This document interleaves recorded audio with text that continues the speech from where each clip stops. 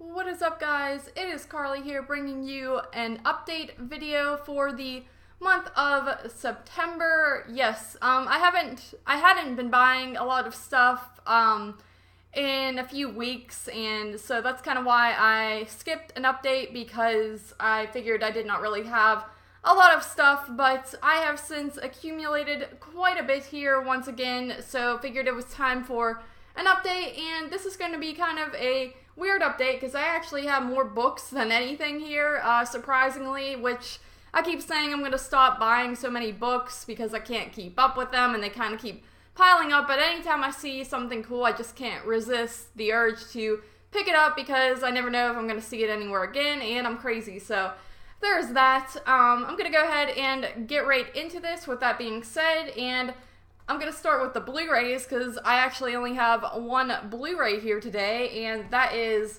Suspiria, the Synapse version.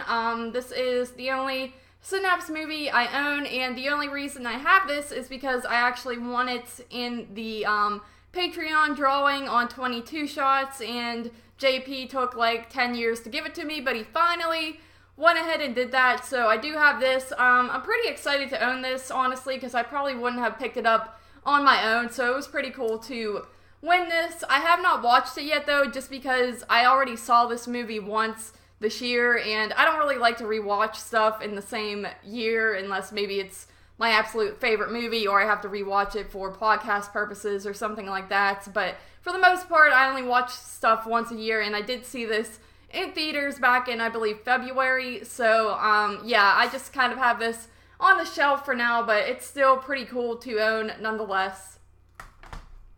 Alright, so now I'm going to go ahead and talk about the few VHS I have here, and to start off, we have a film called Bruiser. I actually picked this up at a thrift store that I don't typically go to, just because it's more of a religious type of based thrift store, and I never really expect them to have much in the horror world. It's pretty family friendly there, but they did have this surprisingly on the shelf, and I was kind of curious about what this was because obviously it is a George Romero film, and I had never heard of it, nor had I ever heard anyone speak about it, so I picked it up, and I did a review on Body Bags if you want to check that out. I really did not care for this one too much. I didn't think it was awful, but it was just kind of a weird film that I probably wouldn't see myself going back to too often, but it did have its positives, so I would say pick it up just because it is a Romero film to add to the collection.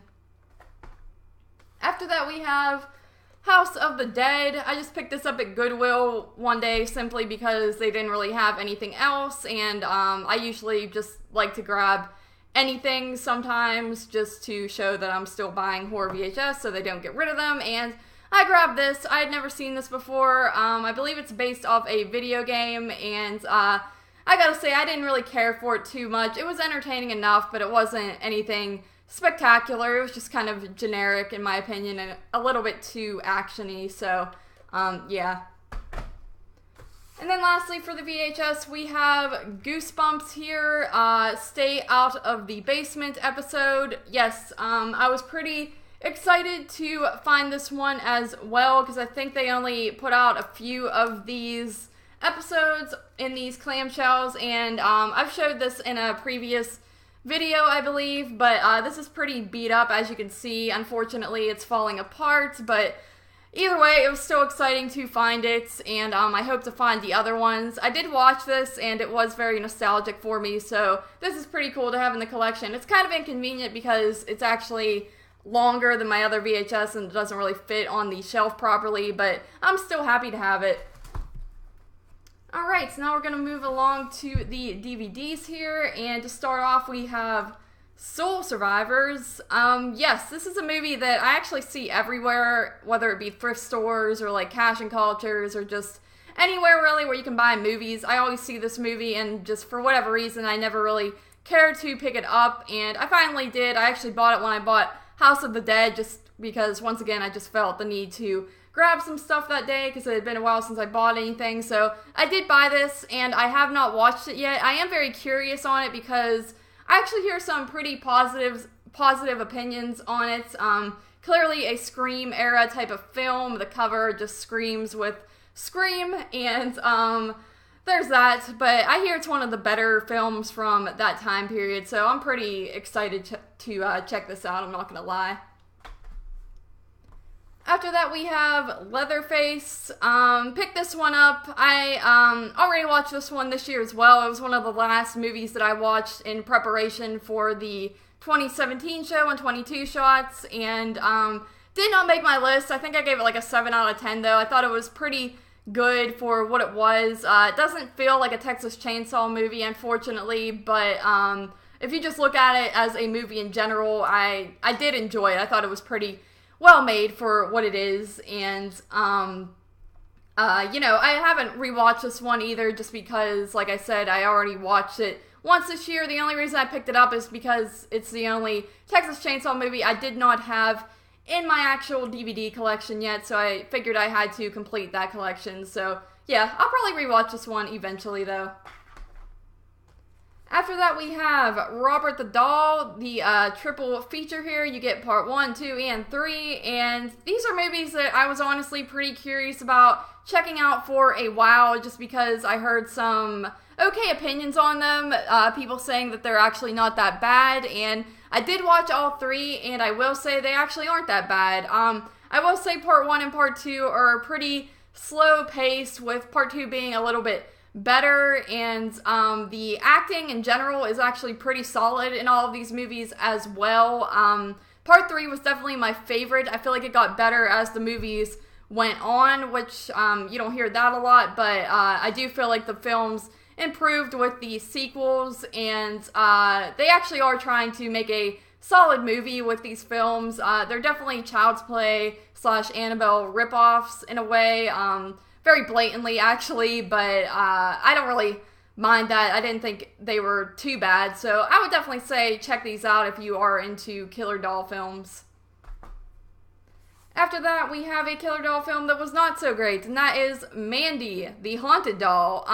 This is a 2018 movie, actually, and found this one at Walmart as well the same day that I got the Robert films, and yeah, this was pretty awful. I should have known going into it that it was going to be awful. I mean, what would you really expect? But I was just kind of curious to check out these sort of obvious ripoffs of Annabelle, the ones that are trying to just kind of cash in on that because the Annabelle films were so big for a while, and I thought it would at least be fun, but I really did not have fun with it at all. It's actually more of a ripoff of the movie The Boy that came out a few years ago, which I like that movie a lot as well, but yeah, this was pretty hard to pay attention to, honestly. Very low budget. After that, we have yet another doll movie, and that is Bride of Chucky. I forgot that I picked this one up too, coincidentally. This is just one of the Child's Play movies I did not have in the collection. That's one of the franchises that, for whatever reason, I still don't own all of the films, so I decided to finally grab it, and this is a definite guilty pleasure for me. I find this movie to be hilarious and very entertaining. I only really have a few problems with it, and I know why everyone else doesn't really care for it, but like I said, it's a guilty pleasure. I enjoy Bride of Chucky, so yeah, there's that. After that, we have The Good Son. This was one I was pretty excited to grab because I haven't seen this since I was young, and it was one that I used to rewatch constantly on TV, and I did rewatch it, and I really enjoyed it. I find this movie to be very depressing, though. It's definitely a downer of a film, just with the plot and what's going on in general in it, so it's not one that I would really throw on all the time nowadays like I used to when I was a kid, but with that being said, it still holds up for me, and I think it is a pretty solid movie with some horrific moments to it. After that, we have Sounds Like, one of the masters of horror things that I did not own yet. I own almost all. I think I only need one more for season 1, and I still need most of them for season 2, so I still try to pick them up. I know that you can buy them all together now on like one DVD set, but I just think it's fun to find them individually in stores. I just think that's kind of fun, and I had already been buying them before that thing came out, so there's that. Yeah, Sounds Like, I actually thought this one was pretty decent. Like I said, this is from season 2, and it was about a guy whose hearing is super sensitive, and I just thought it was a pretty interesting concept, and kind of got under my skin a little bit just with the whole hearing noises and things like that, because me personally, some noises really get on my nerves, so I just think that would be horrible to have a very heightened sense of hearing. So this one was actually pretty solid. After that, we have Dream Cruise.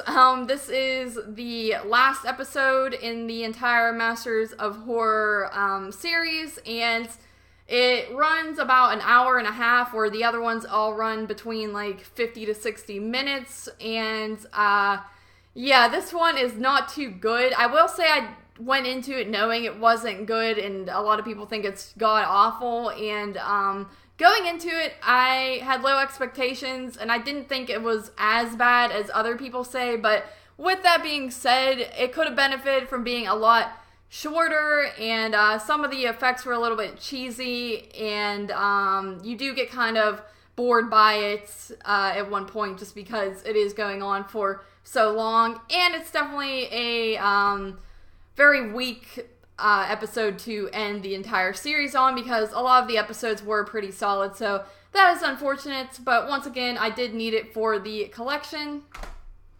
And that is it for the DVDs, guys. We are going to move on to the large pile of books I have here now. So, be ready. To start off, we have Pet Sematary by Stephen King here. I actually was pretty happy to find this at Goodwill. It's one that I've thought about picking up at Barnes & Noble before many times, and I just keep passing on. I think it's just because I had already seen the movie, so it's like I already know what's going to happen in it and all that stuff, but I was pretty happy to find it, and it is in decent condition, so this is definitely one that I am curious to actually go ahead and start reading soon. After that, we have R.L. Stine, Call Waiting. I guess this is just one of his single books. It's not part of a series or anything like that, and I actually didn't realize he had so many freaking books out there. Growing up, I read Goosebumps, and that was it. I knew he had other works and whatnot, but I just never got into them or really looked into them or anything like that. I would basically just read whatever I would find in my school library and stuff like that, so I was not too familiar with his other works, so I am curious to start reading some of these, and yeah, once again, I will read these. I know they're for like 12 to 15-year-olds, but I don't really care. I find them interesting to collect and to read just for nostalgia purposes. So there is that one. After that, we actually have a Goosebump book here, Slappy's Nightmare. I never read this one, so I don't really know much about it or the story or anything like that. But once again, I will read this one. I found this at Goodwill. I think I found the Call Waiting book actually at a Goodwill that's a little farther away from me, but I did find this at my local Goodwill, which was surprising because I never actually find Goosebump books there, and I remember back in the day they used to have a million of them, and now that I'm actually looking for them, I could never actually find them, so this was pretty cool. After that, we have The Nightmare Room, and it says Trilogy 3, so I guess this is also one of his series, but I, once again, am not too familiar with it, or actually it says Trilogy 3, so that's pretty interesting. Yeah, I assume this is a series, unless that's just the title of the book. Like I said, I'm not too familiar with it, but I just figured I would pick it up just because it's something cool to own. After that, I was really excited to find this because JP actually found the same book at a different Goodwill about a year or a few months ago or something like that, and I was pretty jealous, and that's actually what sparked me into wanting to start collecting books, because before that I would never really even go to the book section at Goodwill, and that is Psycho 2, which is not actually based on the Psycho 2 movie. This is just part of the novelizations. I believe there is a part 3 as well, but this is just its own story that goes off of Norman Bates and everything that happened, but it's just, like I said, a total different story from the actual movie Psycho 2, and I do really want to read this. I'm very curious about it just because I love everything to do with Psycho, so this was a pretty cool find. after that we have another Goosebumps, and that is the Monster Blood collection. I believe this is all 3 Monster Blood books in one, which is also pretty cool because I've never actually seen a collection like this with the Goosebumps. I didn't know these were a thing, and once again, this is in pretty good condition. It's not gross or anything like that, like some of the books you find at Goodwill, so once again, pretty exciting to find that. And now, guys, we're going to go into a collection here of books that I actually had a dream that I was going to find, and then the next day, I went out and I did find pretty much the same stuff that was in that dream. So that is kind of terrifying and kind of cool at the same time. But yeah, I'm going to go ahead and get right into that. And we have Fear Street Sagas here. This is, I looked it up because, once again, I'm not familiar with the Fear Street books. I never read any of these, but I looked it up, and there's apparently a few different spin-offs. There's just like the Fear Street books, and then there's Fear Street Sagas, and then like the Ghost of Fear Street and things like that. So this is one of the Fear Street Saga ones. This one is in pretty shitty condition here, obviously, but what are you gonna do? I did find this at Goodwill, not by me, so thought this was a pretty cool find, and I do love these covers. They're so old-fashioned looking. I think all these books were pretty much written like from 89 to like the 90s, so it's just pretty cool to find this type of stuff. And then after that, we just have a big stream of Fear Street books, so I'm just going to go ahead and go through these real quick.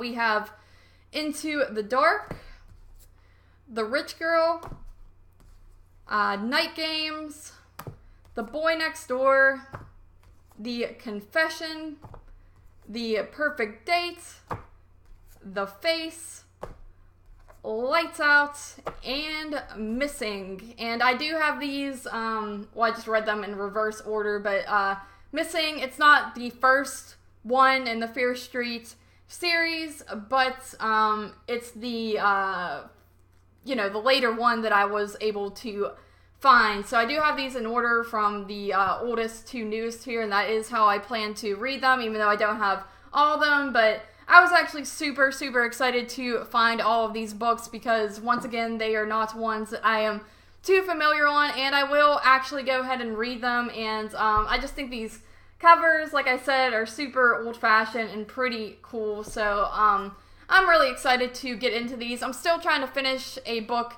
right now, which is that zombie survival guide book. So once I get done with that, I'm going to definitely get into these ones. But that's pretty cool. And then after that, we actually have the Ghosts of Fear Street books here. I'm just going to lift them all up here. I don't think there's that many of these ones. I know I don't have them all, but they're actually numbered here. It's 1, 3, and 4 that I have here, so I do not have 2, but that is okay.